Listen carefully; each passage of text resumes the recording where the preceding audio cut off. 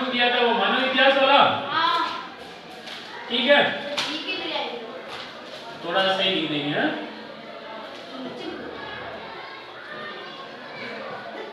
मानव इतिहास। तो मानव का इतिहास है, उसे हम कुल कितने प्रकार में बांट सकते हैं? 3 प्रकार में। क्या बात है, इंटेलिजेंट बच्चे हैं। कितने प्रकार में बांट सकते हैं? 3। और उसका जो पहला भाग है, पहला जो भाग है उसको क्या कहेंगे हम? प्राक युग। अब जो प्राक युग होता है उसे प्रागैतिहासिक युग भी कहते हैं। क्या कहते हैं? प्रागैतिहासिक युग। और इसके जो समय है ना, ये कब से प्रारंभ हुआ? जब से सृष्टि बनी है। तो इसका जो समय है, जब से ये सृष्टि जो संसार है ना वो बना है, तब से इसका समय प्रारंभ होता है। जब से सृष्टि यानी कि जो अपना जो संसार है ना वो जब से प्रारंभ हुआ, ये धरती जब से चालू हुई तब से ये प्राक युग चालू होता है। जब से सृष्टि बनी। और कब तक चला? जब से सृष्टि बनी हड़प्पा सभ्यता के पूर्व। और बनी, ठीक है ना। और ये कब तक चला? तो हड़प्पा सभ्यता सबको दिखाई दे रहा है? हड़प्पा सभ्यता के पूर्व।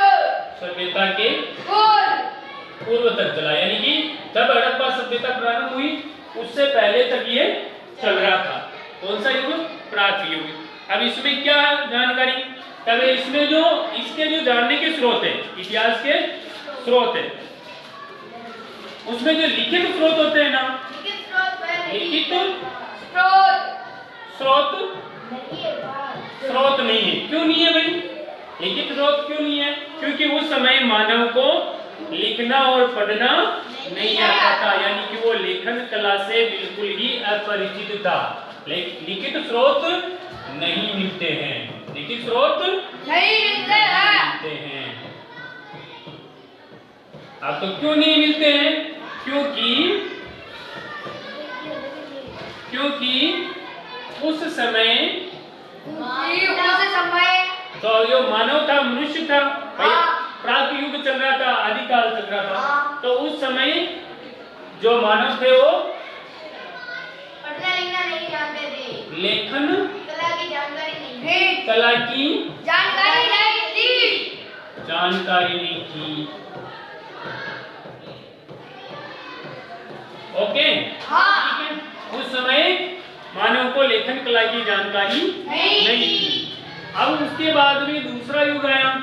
दूसरे युग का नाम पता है आपको? आद्य युग। दूसरे युग का नाम है आद्य युग। आद्य युग। तो आद्य युग का समय कौन सा है?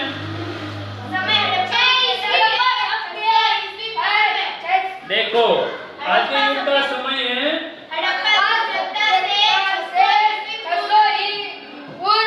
हड़प्पा सभ्यता से पूर्व। अब हड़प्पा सभ्यता से तो ये प्रारंभ होता है। हड़प्पा सभ्यता से प्रारंभ होकर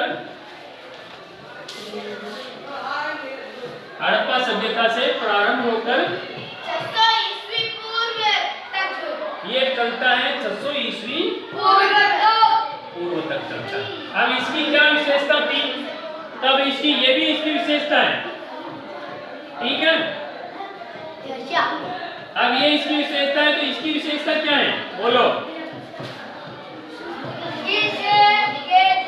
भाई। इस समय जो लिखित सामग्री प्राप्त होती है, इतिहास को कैसे जानते हैं? लिखित सामग्री से। लिखित सामग्री कैसे प्राप्त होती है? जैसे कोई ताम्रपत्र है, जैसे कि कोई शिलालेख है, जैसे कि कोई जैसे गुफाएं हैं तो उसमें शैल चित्र हैं। तो वैसे लिखित सामग्री उपलब्ध तो है, मगर पढ़ा नहीं जा सकता। उपलब्ध तो है। एक बार इसको सही लिख देते हैं। उपलब्ध तो क्या बात है, मगर पढ़ा नहीं जा सकता। तो है, परंतु इसको पढ़ा नहीं जा सकता। नहीं जा सकता है। सर बोलिए जाने। लेकिन या तो ये है या तो यह ये है, अस्पष्ट है।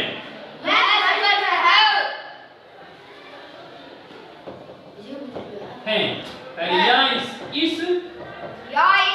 लिपि को पढ़ा नहीं जा सकता। धीरे बोलना है, नहीं। ठीक है, पहली बात तो कि इसमें लिखित सामग्री जो उपलब्ध है लेकिन उसको अस्पष्ट है, मतलब या तो वो दिखने में ही सही नहीं दिख रही है अपने को, और अगर सही दिख रही है तो उसकी जो लिपि है, उसके अक्षरों की जो बनावट है। भाई लिपि का मतलब क्या होता है, जैसे ये हम जो अक्षर लिख रहे हैं ये हिंदी के हैं ना, अक्षर तो हिंदी के हैं ना, तो ये हिंदी के अक्षर की बनावट किसकी है, देवनागरी लिपि की। अलग अलग जैसे अंग्रेजी के अक्षर है तो उसमें रोमन लिपि होती है, जैसे पंजाबी की गुरुमुखी लिपि होती है रोमन लिपि, और जैसे पंजाबी भाषा लिखते हैं तो उसमें गुरुमुखी लिपि होती है। और ये जो अपने हिंदी की जो लिखने की जो बनावट है ना, इस लिपि का नाम है देवलिपि। उसी तरह उस समय जो लिखी जाती थी भाषा, अब उसकी जो लिपि है, अक्षरों की जो डिजाइन है, बनावट है, तो उस बनावट उसका जो बनावट थी, वो जो लिपि की, वो अभी तक पढ़ी नहीं जा सकती। अब इससे आगे देखें, हाँ, इसको ऊपर लगा दे, अगला पेज निकालें। चलो अगला पेज निकालते हैं।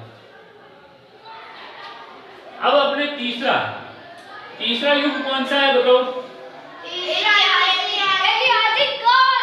धीरे बोलना है आशीष को, ऐतिहासिक युग। अब ऐतिहासिक युग कब से प्रारंभ होता है? 600 ईस्वी पूर्व से प्रारंभ होता है, और वो कब तक चलता है? से प्रारंभ होता है और वर्तमान काल तक चलता है। कब तक चलता है? वर्तमान काल तक। वर्तमान काल का मतलब क्या? आज दिन तक। तो इसकी विशेषता क्या है? इसकी विशेषता, अब इसकी विशेषता देखेंगे तो अपने पास में इसकी ये विशेषता है कि भाई इसमें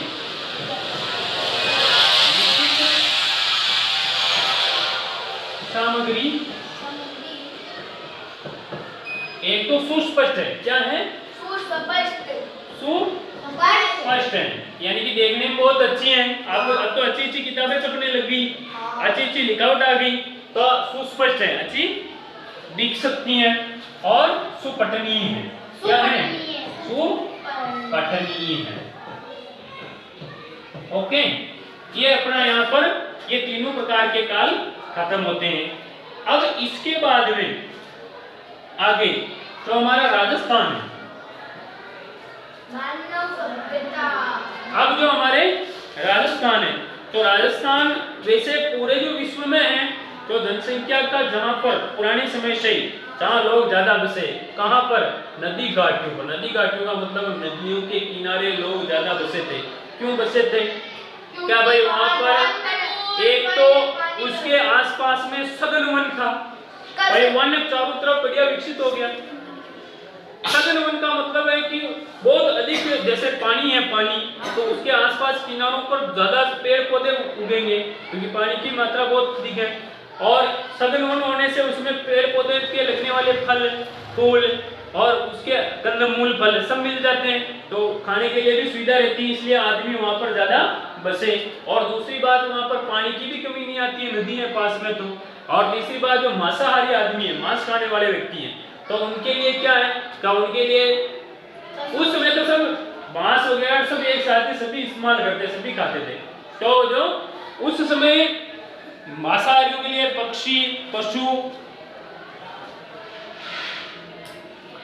ये भी उपलब्ध हो जाते थे, तो इसलिए वहां पर ज्यादातर लोग बसे। अब जैसे जो मानव सभ्यता है, मानव सभ्यता है तो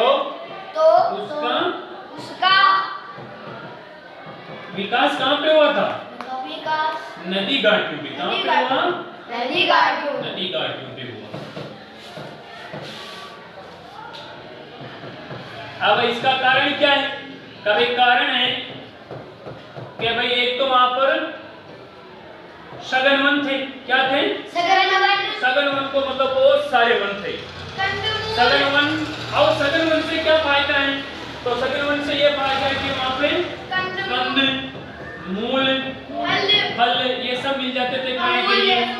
अब और क्या कारण था नदी घाटियों के पास में मानव सभ्यता विकसित होने का? तो अगर भाई ये कारण था कि वहां पर पानी की मात्रा अधिक थी। और क्या कारण था? तो और कारण था कि भाई पशु पक्षी बहुत थे, तो मानव को खाने के लिए उनका मांस मिल जाता था, इसलिए भी वहां पर ज्यादा मानव सभ्यताएं विकसित हुई। किसकी? पहले पुराने समय की बात है। अब लिख लो, उतारो।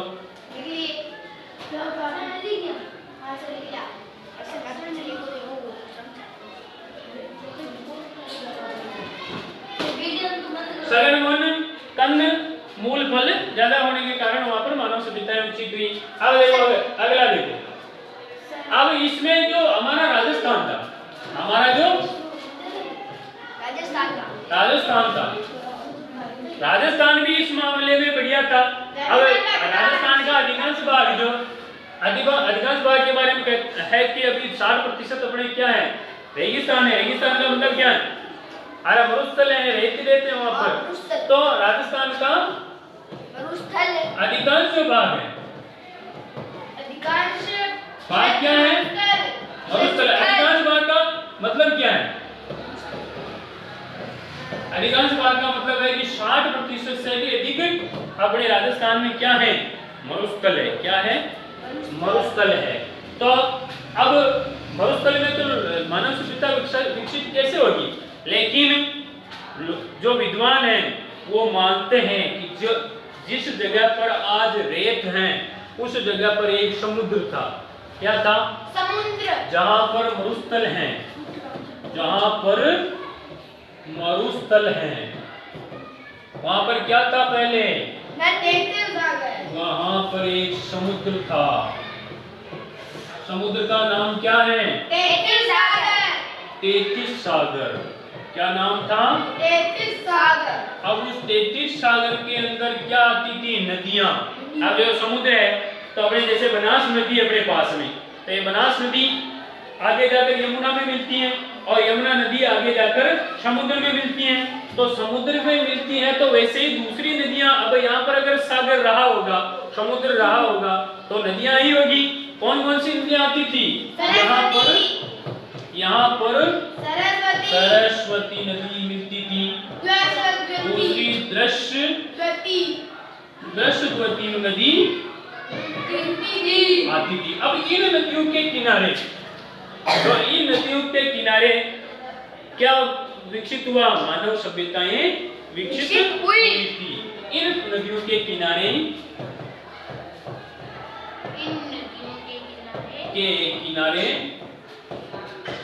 मानव सभ्यताएं विकसित हुई।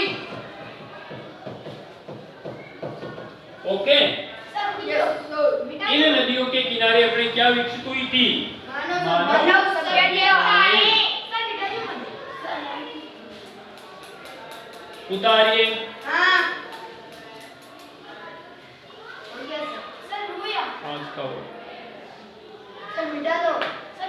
मिटाएंगे नहीं, आगे बढ़ा देंगे, फिर बाद में वापस आप लिख सकोगे। आगे बढ़ा दें फिर बाद में। ओके। तो हाँ, मानव सभ्यताएं विकसित हुई।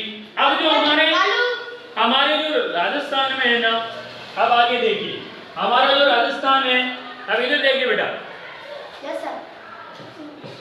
राजस्थान में अब हम निश्चित तौर से वो पहला वाला था ना जो प्राग युग। कौन सा युग था? प्राग युग, जिसे प्रागैतिहासिक युग, नीचे बैठो, प्रागैतिहासिक युग कहते हैं। कौन सा प्राग युग को क्या कहते हैं?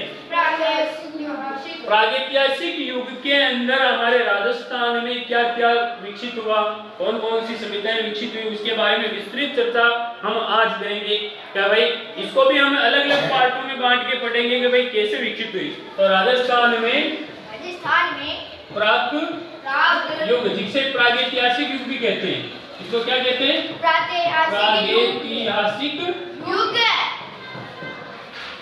युग। अब इस राजस्थान के प्रागैतिहासिक युग को पाषाण काल कहते हैं। क्या कहते हैं, पाषाण काल। क्या कहते हैं, प्रागैतिहासिक युग। ये प्राग युग पहला वाला जो अभी पढ़ाया था ना, इसमें 3 आए थे, उसमें जो पहला वाला है ना, ये वो युग का, इसके बारे में भी हम बताएंगे क्योंकि इसके भी अब 3 भाग है।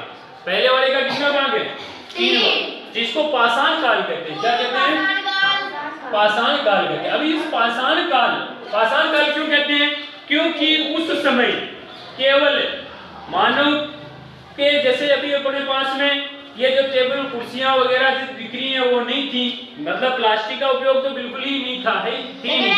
और अलग अलग प्रकार के जैसे धातु है, जैसे लोहा है या किसी प्रकार का धातु है या तांबा है, वो भी नहीं था। केवल पत्थरों से ही औजार बनाते थे, केवल पत्थरों से ही औजार बनाते थे और पत्थरों का ही उपयोग करते थे। जितने भी उनके जो काम में लेने की जो सामग्रियां थी वो किसकी थी, पत्थरों की। इसलिए पत्थर को क्या कहते हैं, पाषाण कहते हैं। तो उस समय केवल पाषाण का ही उपयोग किया जाता था, यानी कि पत्थर का ही उपयोग किया जाता था। इसलिए उस समय को पाषाण काल कहते हैं। पाषाण काल के कितने भाग है बताओ भैया, 3 भाग है। पहला जो पाषाण काल है उसका नाम क्या नाम है, पूर्व पाषाण काल। पहला जो है उसका नाम है पूर्व पाषाण काल। अब इसके बारे में आज विस्तृत पढ़ेंगे। पूर्व पाषाण काल किसके बारे में, पहले पूर्व पाषाण काल के बारे में। हमारे राजस्थान में पूर्व पाषाण काल के जैसे जो भी पाषाण काल के जो पत्थर मिले हैं वो किस प्रकार के थे, पत्थर की क्वालिटी क्या है, पत्थर का नाम है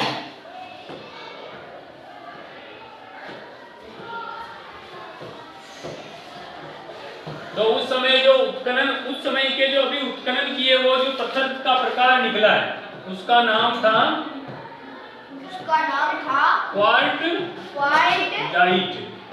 क्वार्टजाइट नाम के पत्थर मिले हैं।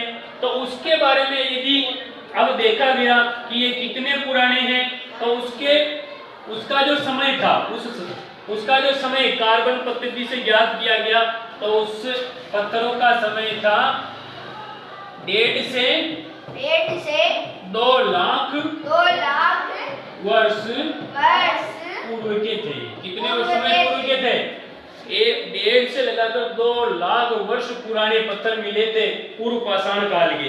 यानी कि पूर्व पाषाण काल का युग कब था, 1.5 से 2 लाख वर्ष पहले का था। अब एक विद्वान हुए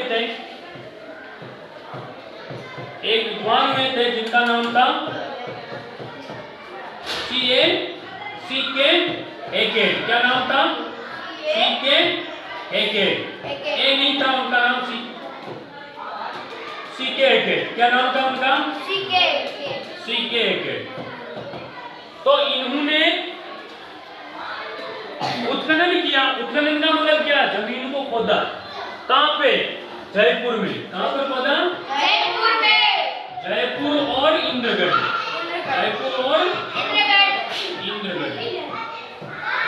ये दोनों पर जगह खोदने के बाद में इनको क्या मिला, एक हस्त कुठार मिला पत्थर का, भाटे से बना हुआ, पत्थर से बना हुआ, भाटो हो ना, भाटो, जिससे बना हुआ एक कुठार यानी कि कुल्हाड़ी मिली। कामो बनी थी पत्थर से। अभी अपने कुल्हाड़ी किसकी होती है, लोहे की होती है। तो वो जो लकड़ी तो उसके पीछे लगाते हैं, लेकिन जो कुल्हाड़ी हम किससे बनाते हैं, लोहे से बनाते हैं। और उस समय कुल्हाड़ी किसकी बनी हुई मिली, इनको मिली कुल्हाड़ी एक हस्त कुठार, जिसको अंग्रेजी में कहते हैं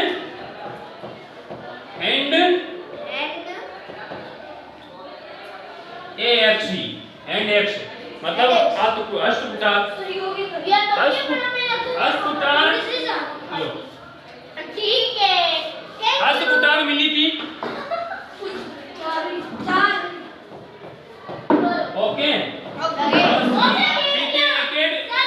एक नाम से एक व्यक्ति जिन्होंने इनकी खोज की तो क्या मिला उसको अष्टपुटार मिली थी। कोई बात नहीं बेटा आप जो आगे निकाल ये लिख लिया क्या? कोई बात नहीं आगे देखेंगे। धीरे धीरे लिखो।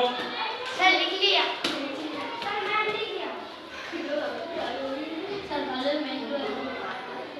कौन आया?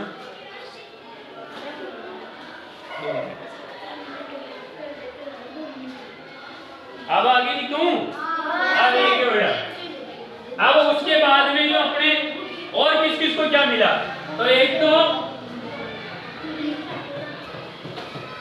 भारतीय बैठ गई आप भारतीय पूरा तत्व वह संग्रहालय भारतीय पुरातत्व संग्रहालय कहाँ पर है? नई दिल्ली में। कहाँ पर है? नई दिल्ली में। और इसके साथ में डेक्कन कॉलेज। डेक्कन कॉलेज कहाँ है?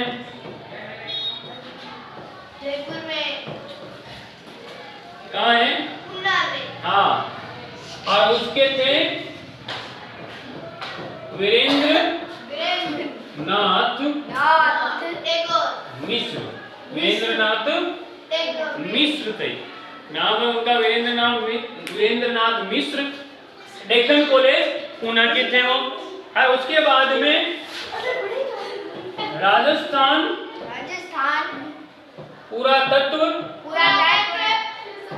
वह संग्रहालय उसमें थे दो एक तो R.C. अग्रवाल। क्या थे उसका नाम? क्या था उनका नाम? अग्रवाल। ये बेटा R.C. अग्रवाल और विजय कुमार